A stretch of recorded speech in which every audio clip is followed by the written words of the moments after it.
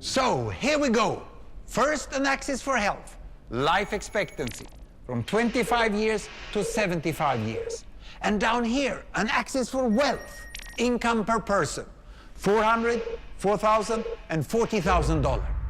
So down here is poor and sick, and up here is rich and healthy. Now, I'm going to show you the world 200 years ago, in 1810. Here come all the countries. Europe brown, Asia red, Middle East green, Africa south of Sahara blue, and the Americas yellow. And the size of the country bubbles show the size of the population. And in 1810, it was pretty crowded down there, wasn't it? All countries were sick and poor. Life expectancy were below 40 in all countries. And only UK and the Netherlands were slightly better off, but not much. And now, why start the world? The Industrial Revolution makes countries in Europe and elsewhere move away from the rest. But the colonized countries in Asia and Africa, they are stuck down there. And eventually, the Western countries get healthier and healthier. And now we slow down to show the impact of the First World War and the Spanish flu epidemic. What a catastrophe!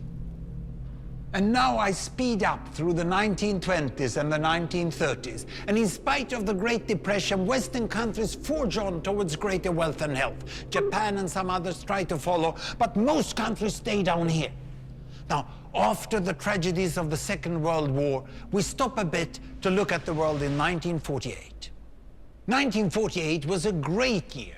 The war was over, Sweden topped the medal table at the Winter Olympics, and I was born. But the differences between the countries of the world was wider than ever.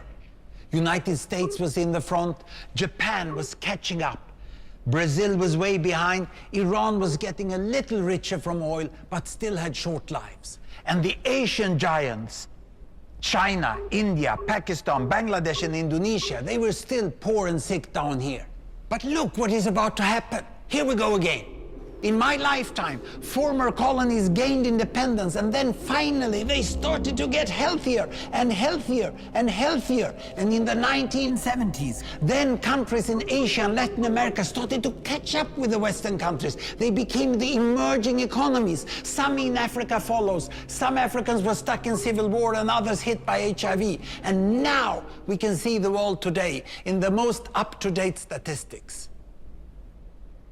Most people today live in the middle, but there are huge differences at the same time between the best of countries and the worst of countries.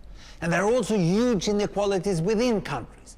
These bubbles show country averages, but I can split them. Take China, I can split it into provinces. There goes Shanghai. It has the same wealth and health as Italy today. And there is the poor inland province Guizhou. It is like Pakistan. And if I split it further, the rural parts are like Ghana in Africa.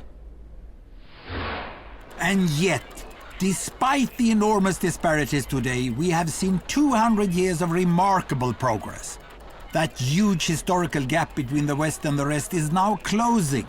We have become an entirely new converging world.